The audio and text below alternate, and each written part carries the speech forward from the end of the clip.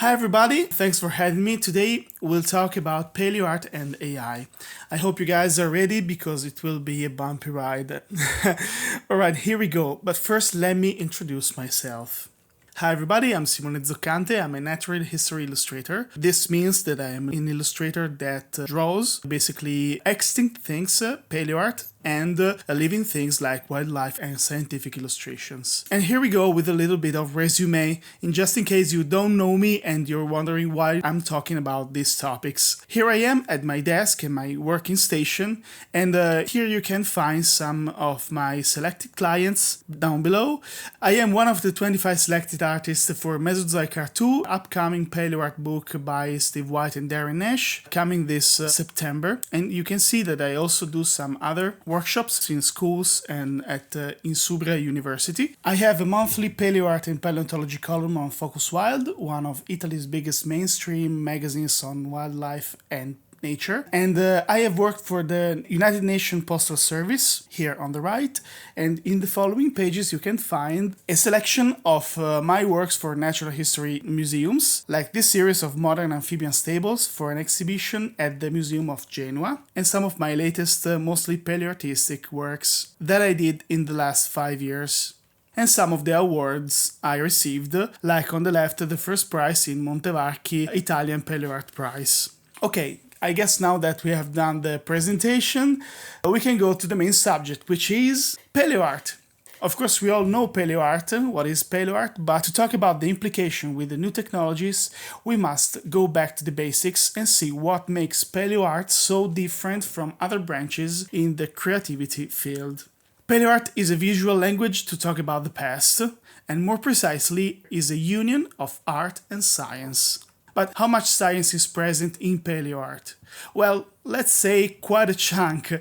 The average scientific content in a paleo art work ranges from 50 to 70% of the total choices inside the work. In the center, we can see some of the main tropes of the scientific part of paleo art. Like, for example, depiction of extinct organisms and ecosystems. Paleo art is a branch of scientific illustration and naturalistic illustration. And we see that paleo art is an interpretation of the fossil record.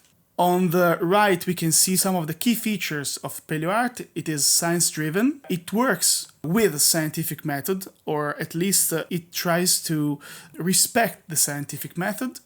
It is kind of peer-reviewed by paleontologists, by workers, and sometimes other paleo artists. It is always evolving, just like science.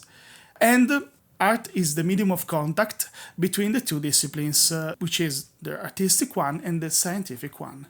We have to remember that the unions of art and science are much more rooted in our everyday life than we might think. For example, architecture. It is a union of art and science, where in architecture the science part is physics. Cooking is also rooted in science, it is rooted in chemistry.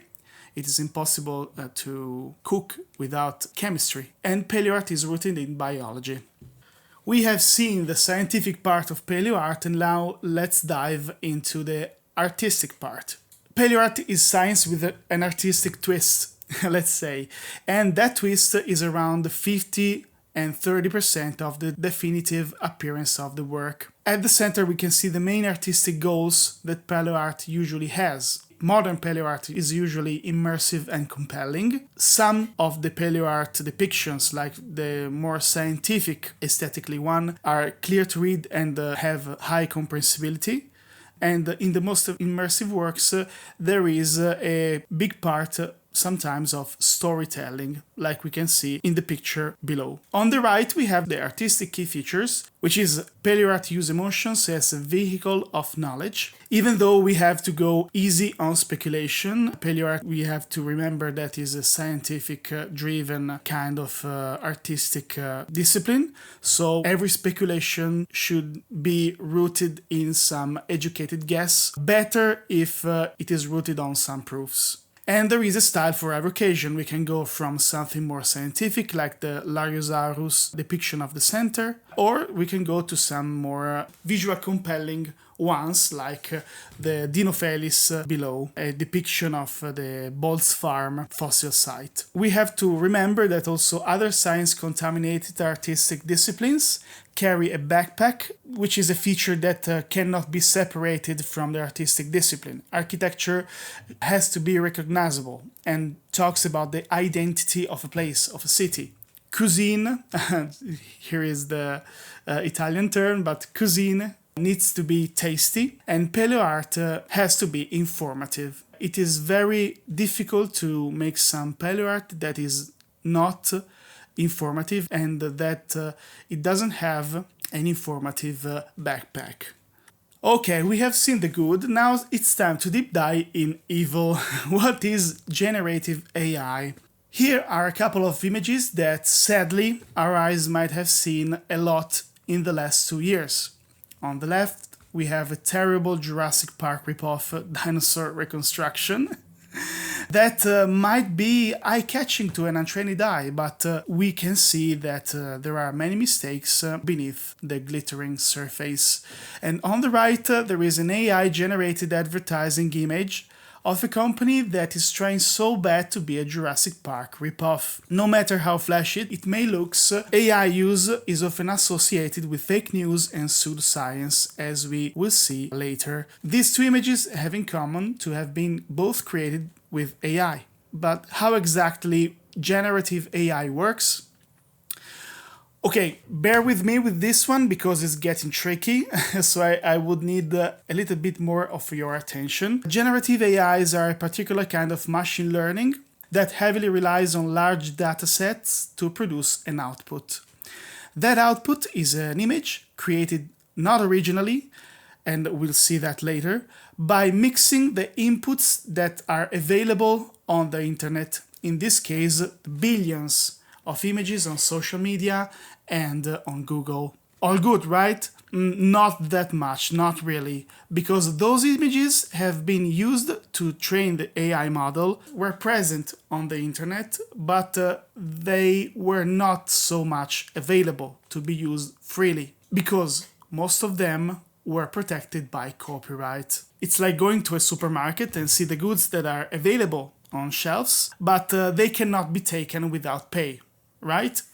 The same is for images on the web. Well, AI developers and companies did exactly like so. They grabbed the images without permission, without paying for copyright. Lately, I have heard some of AI artists to claim, oh, don't worry, I use ethic AI. I made a model, an AI model, and I train it only with my material. Well, that's impossible, because to work organically, an AI model needs billions of images. So this means that you made billions of images just to train your AI model?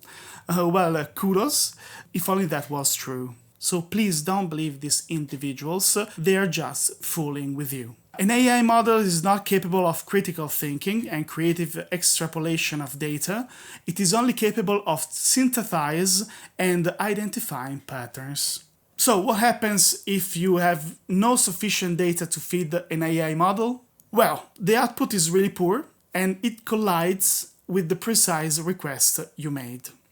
Something more or less similar to what happens when you search an image on Google. This phenomenon is called overfitting, but we will see that later. Now say, I ask an AI model to draw a 𝗚𝗏𝗏𝗘𝗏𝗏 fatalis. What happens? Here we go. Here's the 𝗚𝗏𝗏𝗏.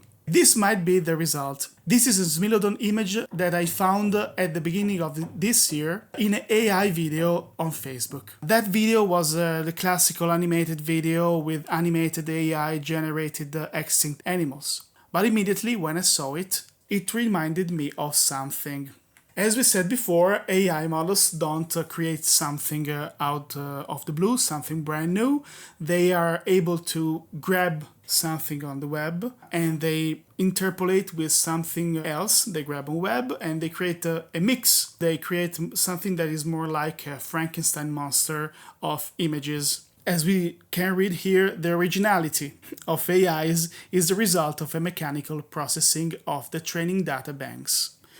And this was a generated image that was created from another human-made image. When I saw this image, I thought, I saw this image before. Where did I see it?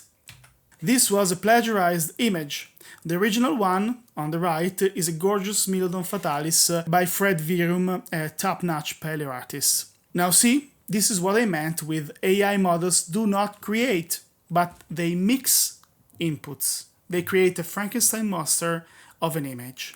What happened here? Maybe two things are plausible. Probably the guy who used the AI wrote a prompt like make a realistic 𝗚𝗚𝗏𝗏𝗏𝗏 that yawns and animate it. Or, other possibility, he could also have fed the AI model directly with the Virum image. We don't know it, but in both cases we're in front of a bad copyright infringement case. This is also an example of overfitting. Remember that word that we used before? AI models can rely on very scarce databases for some subjects. I don't know, like dinosaurs or extinct megafauna. That's why for now they can give you as an output exactly what you ask for in the prompt. And that's why AI models can generate such incredible human figures. And up to now, so bad paleo art. There are billions of images of people that can be used to train AIs, but way less of 𝗚𝗏𝗏𝗏𝗏 or other extinct animals. So AI doesn't have that much of a big database. Okay, but what AI workers do say about this copyright infringer trifle? Well, this is the statement of 𝗏𝗘𝗘𝗣𝗏𝗏, former Meta executive, about the AI industry. 𝗏𝗘𝗘𝗣𝗏𝗏 says, asking artists for use permission would kill the AI industry. This is an interview, a statement that went online at the end of last May. Not so positive state. But why copyright matters so much? Well, first of all, is a way for creators to sustain alongside working on commissions. It is a way to reward the intangible work of creative workers. And is very important also in the publishing business. You might be acquainted with the fact that academic publishers do really care for the rights of the text and the images you submit. More often you have to farm out to the publisher. And if you are not the owner of the rights of the text and the images, and you transfer them without the permission of the true owners, you'll get sued, which is not what you might want. That's important because AI are rooted in copyright infringement. They basically feed themselves of copyright infringement. Human workers instead are way more reliable on that topic. Okay, apart the technical problems of copyright, there are also other negative aspects of AI-generated images, especially in SCICOMM. Now, here we can see a post on an Italian natural curiosity page on Facebook. But what we see is not a platypus. It's a mix of a mallard duckling and I don't know, a beaver, a Frankenstein platypus. This use of AI images might seem harmless, but normalizes the fact that accuracy doesn't matter. What matters is a captivating image that can engage people with emotions, not with content, with information. And AI plays a key role in this transition. Now, the platypus case might seem harmless, like I said, but let's see a definitely more dangerous distortion. What you see here are some images of footage that went viral on social media in the last weeks. It is a security cam footage of a lion that apparently entered in a grocery store in South Africa and munched on some beef. Well, that's fake. That's totally AI generated. A part that is uncanny realistic, it carries a multiple series of negative backlashes. 1. It might contribute to create the panic in the population of a certain area and spread misinformation and fear. 2. It gives a really bad image of wild predators, a publicity that these kind of animals really don't need, as they often are at the center of issues with local human population. 3. It is not indicated the AI nature of the content, while it should. It should, because the legislation says so. The only frame that makes you understand that's fake is the one indicated on the right, where you can see that the lion has 5 legs. But to a distracted eye, down scrolling on social media, something that we all do sometimes, is almost impossible to tell if this is true or not. And last but not least, AI are really bad for the environment. Let's see this carousel of positivity. The major damages are the significant energy consumption. It happens often that the data centers powering AI consume electricity, of course. That often comes from non-renewable energy contributed to greenhouse gases emissions. And without proper regulation and sustainability efforts, the growth of AI risks increasing climate change and environmental degradation. AI needs to be considered as an highly impactful technology, and it needs to be regulated as such. So let's talk about images used for papers and research. Images are literally the business card of a paper. I know it's sad because as you are a scientific paper worker, you might want that the majority of the attention span of people would go on the content of the paper, but as our brain function with images, images are the first impression. Let's give credit to that. And the majority of the people will have the first impression of the paper from the images that goes with the paper. And those images both might draw people towards your work and to know more, or they can push people away from it. This is a really good example of a thoughtful communication of a scientific work. I think that you all might know of 𝗚𝗘𝗘𝗘𝗣𝗘𝗏. It is this new species of 𝗚𝗘𝗘𝗘𝗣𝗏 dinosaur that was discovered last year. And that was a huge, massive campaign of SCICOMM that went distributed on social platforms and newspapers and social media in general. They used 4 paleo artists to do the images that went with the paper. Like, for example, 𝗚𝗘𝗘𝗘𝗏𝗡, and Fabrizio Lavezzi. And those images went viral on social media and they helped spreading the news. I think that's why also became so popular as a freshly discovered dinosaur. The communication strategy for the study was prepared months before it took place. And the images were created by several artists, each specialized in different aspects. You might think, okay, this was a huge study with big money and big funds. That's true. That should be an inspiration for future works. Even if you don't have enough funds to commission 4 different artists something, you can do really well your work only with one artist. But you have to give the press the right images and you have to tell the press how to use them. What are the problems with attaching AI-generated images to a research paper? They are mostly 5 problems and we will see briefly. Generative AIs are not technically accurate, while instead a human paleo artist is, often when helped by you, by researchers, by paleontologists.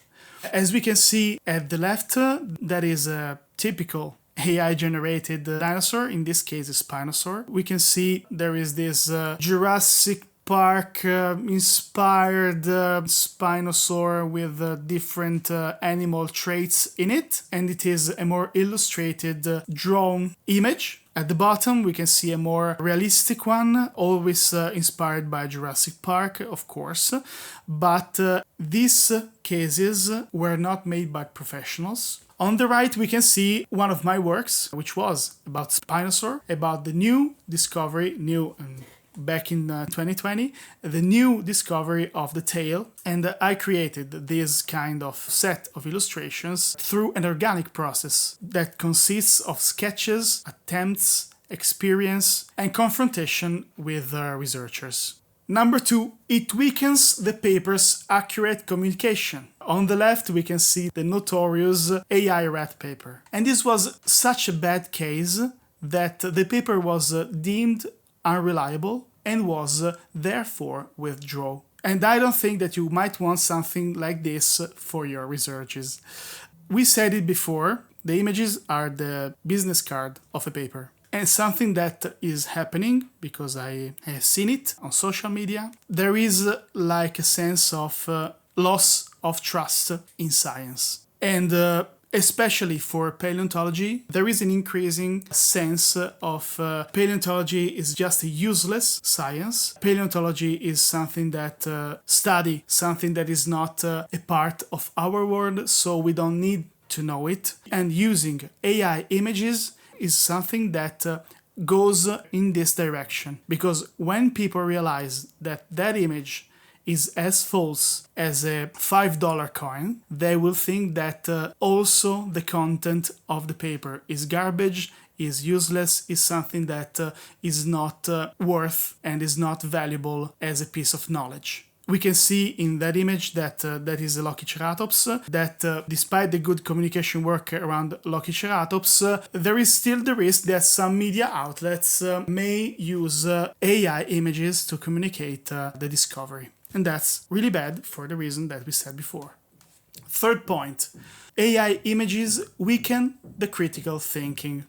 They distort reality, and then we don't know what to believe anymore. We have to keep in mind that people is gullible by nature, and they are distracted by millions of stimuli every day, every hour, every minute. So they don't pay attention to what they see. And whereas in the past the problem was the lack of information, now the issue is that forgeries, like the one we see on the right, appear so realistic that has become difficult to distinguish them from reality. AI plus passive scrolling on social media pose a serious threat to people's critical thinking abilities. Their abilities to tell what is true and what is not. For people, science field should be a place where the seek of truth is the base, because science is a way to seek the truth, and we need to trust in science. These kind of images weaken the trust that people has in the seek of truth, in the quest for truth, and so forth in science. 4. AIs provoke a sense of repulsion in the public. And that's one of the main topics of the perception of AIs in this part of the year. The first group of people that started to protest were artists, especially on social media with that AI ban image that we all know. But at first they were seen like, okay, you're an artist, you're a quirky person, stop complaining and evolve. Okay, because we were penniless artists and we didn't have the money to sue people. Which was not the case with Hollywood, because the AI generated ban followed protests by authors in large production and creative industries. Like, I think that we remember the Writers Guild strike that happened in Hollywood. And third, there was the Miyazaki case. OpenAI touched something that should not have been touched for the general public. That was the work of Hayao Miyazaki. Hayao Miyazaki is, I think, one of the most loved, famous person on earth. It is like your grandpa. It is like your gentle old man telling nice stories with lovable drawings. And if you touch this person on internet, they will rip you apart. The public has finally recognized that AI was a synonym with exploitative practices and lack of respect. The Miyazaki case put in the people's mind, oh, wait a minute, these AI bros, they are just money-grabbing individuals that care all for profit and they don't respect or believe in nothing. Well, that was the case, but years before, when artists like me told something like this, people on the internet were like, okay, quirky artists, evolve or extinguish. Well, they were not, of course, disposed to see something like this happen to Miyazaki. And the result was that the public started to avoid it more and more and take distance from AI-generated contents. How does this connect to our case? Well, we have said that images are the business card of papers, of scientific communication. And what happens if the people feel a sentiment of repulsion towards the AI images contained in your paper? They will not read it. And they will lose interest in your cause. They will lose interest in your topics. And with the years, this might turn in the loss of interest in natural science, in paleontology, in wildlife, in conservation, and so forth.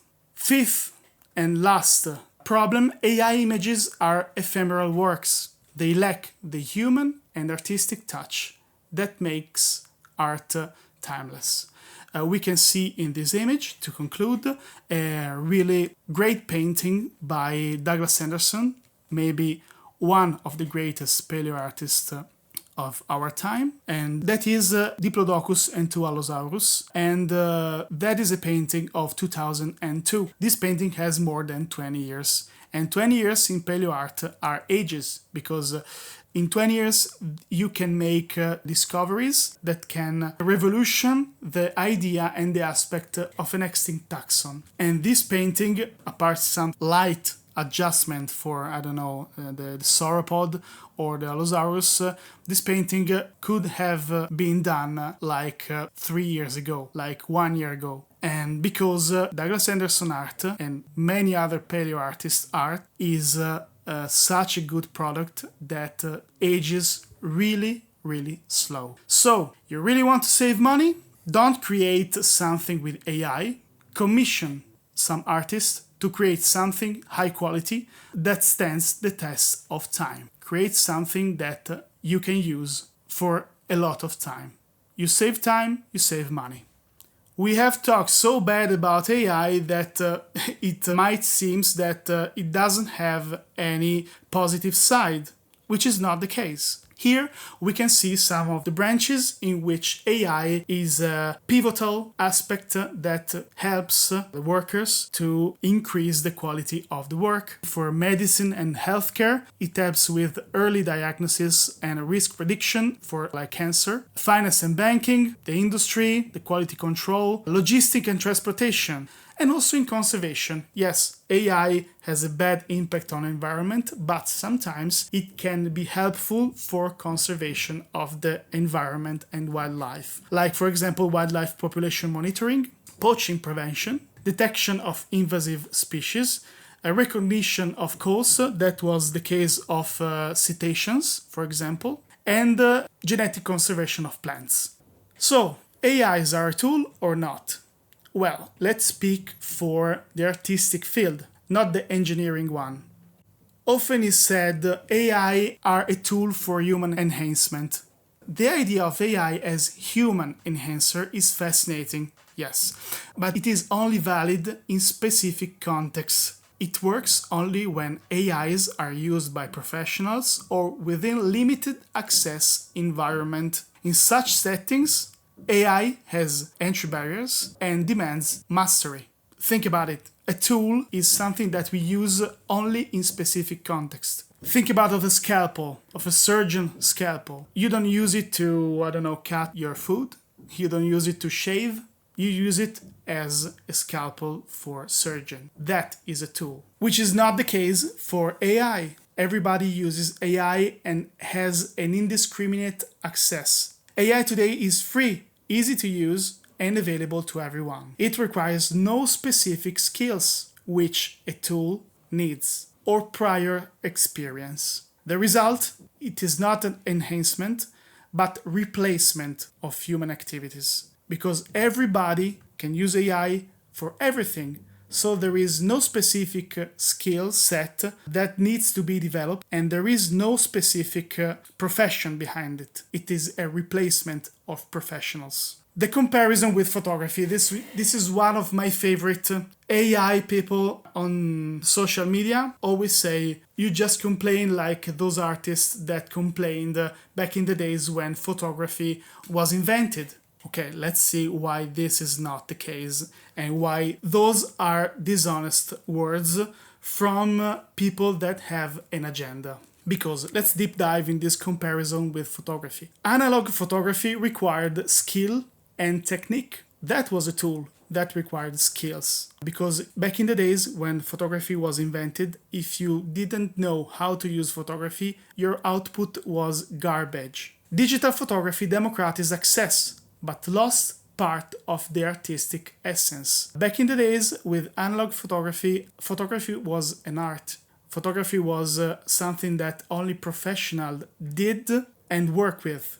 Okay, we all have Polaroids, right? Yes, but you never imagined to use your Polaroid on National Geographic, on a paper, on magazine, on an ADV campaign. That was your Polaroid, personal Polaroid. Now is not the case. They use AI, that is your personal Polaroid, to work, to replace large chunks of professionals. When digital photography came, it was like Polaroid. It democratized the access. Part of the artistic essence of the analog photography was lost.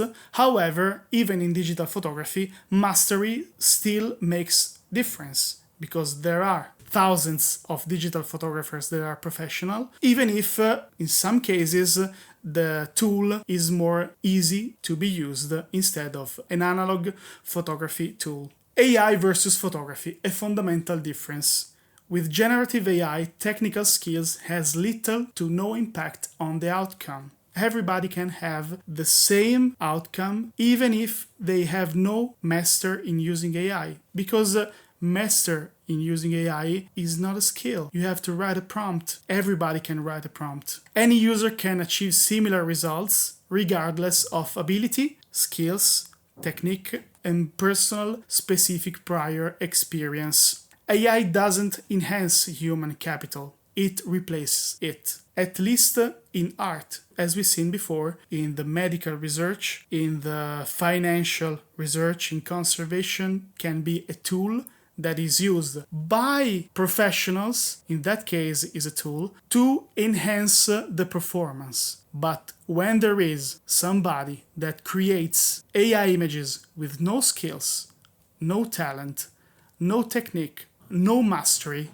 and use those to replace the work of professionals that has mastery, technique, skills, and talent, that's not enhancement, that is replacement.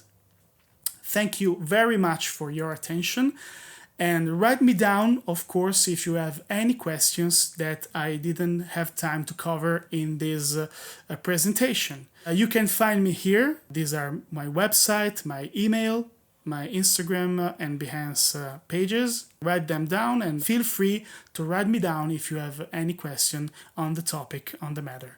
I would like to thank everybody for your attention and your time. I would like to thank the organizers, in particular 𝗚𝗘𝗘𝗣𝗑 and 𝗚𝗘𝗡𝗙𝗏𝗏, who did an amazing job in organizing this workshop. And thank you for having me, and I wish you a great conclusion of the Congress and a great day. Bye.